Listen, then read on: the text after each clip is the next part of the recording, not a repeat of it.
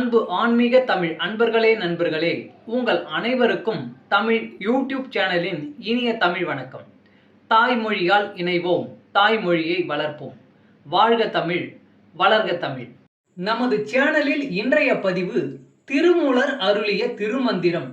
இந்த நூலில் உள்ள ஒவ்வொரு பாடலையும் விளக்கத்துடன் ஒவ்வொன்றாக தினம் ஒரு திருமந்திரம் என்ற தலைப்பில் அளிக்க உள்ளோம். இதனை ஆன்மீக அன்பர்களாகிய நீங்கள் கேட்டு சிவனருள் பெற்று பலன் பெற வேண்டியும், மேலும் இப்பதிவு உங்களுக்கு பிடித்திருந்தால் இப்பதிவிற்கு லைக் மற்றும் ஷேர் செய்தும், அது மட்டுமல்லாமல் இதுவரை இந்த சேனலுக்கு நீங்கள் சப்ஸ்கிரைப் செய்யவில்லை என்றால் இந்த சேனலுக்கு சப்ஸ்கிரைப் செய்து ஆதரவு அளிக்கவும் அன்புடன் கேட்டுக்கொண்டு இப்பதிவினை தொடர்கிறேன். வாருங்கள், தினம் ஒரு திருமந்திரம் அறிவோம். திருமந்திரம் என்னும் நூல் திருமூலரால் தமிழில் அருளப்பட்ட சிவ ஆகமம் ஆகும். சைவ திருமுறைகளின் வரிசையில் திருமந்திரம் 10வது திருமுறையாக வருகிறது. 9 தந்திரங்களாக வகுக்கப்பட்ட இந்நூல் 3000 பாடல்களை கொண்டது.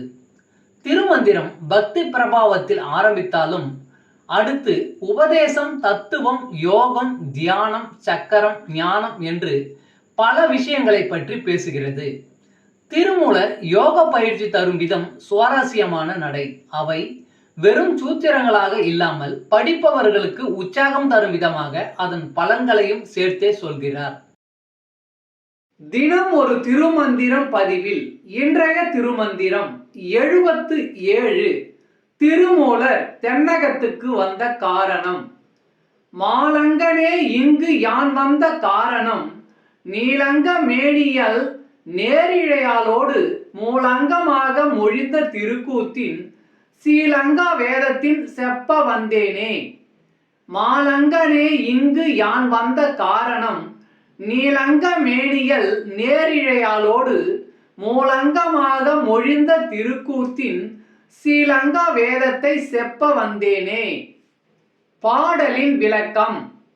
திருமூலர் தன் மாணவர்களில் ஒருவரான மாலங்கனை பார்த்து சொல்கிறார், மாலங்கனே, நான் இங்கு இந்த தென் திசைக்கு வந்த காரணம் என்ன தெரியுமா? நீல நிற மேனியும் சிறந்த அணிகளையும் உடைய உமையம்மைக்கு சிவபெருமான் முதலாக சொன்ன அந்த ஒழுக்கத்தை போதிக்கும் சிவாகமத்தை எடுத்து சொல்ல வந்தேன். தமிழ் அன்பர்களே நண்பர்களே, இன்று தினம் ஒரு திருமந்திரம் என்ற தலைப்பில் திருமூலரின் திருமந்திரம் பாடலை விளக்கத்துடன் தங்களுக்கு அளித்ததில் நான் பெருமை கொள்கிறேன். மேலும் இப்பதிவு உங்களுக்கு பிடித்திருக்கும் என்று நான் மிகவும் நம்புகிறேன். இப்பதிவு ஏதாவது ஒரு வகையில் உங்களுக்கு பயன்பட்டால் அதில் எனக்கு மிக்க மகிழ்ச்சி. வாழ்க வளமுடன். இறை அருள் பெறுவோம், இன்பமாய் வாழ்வோம். சர்வம் சிவமயம். அன்பு ஆன்மீக தமிழ் அன்பர்களே நண்பர்களே, இவ்வீடியோ பதிவினை கேட்டு இன்புற்று ஆதரவு அளித்த அனைத்து தமிழ் உள்ளங்களுக்கும் எங்கள் மனமார்ந்த நன்றி. மேலும் இப்பதிவு உங்களுக்கு பிடித்திருந்தால் லைக் மற்றும் ஷேர் செய்து, இதுவரை இந்த சேனலுக்கு நீங்கள் சப்ஸ்கிரைப் செய்யவில்லை என்றால் சப்ஸ்கிரைப் செய்து ஆதரவு அளிக்க வேண்டி அன்புடன் கேட்டுக்கொள்கிறேன். நன்றி. அடுத்த பதிவில் உங்களை விரைவில் சந்திக்கும் வரை உங்களிடமிருந்து விடைபெறுவது தமிழ் யூடியூப் சேனல்.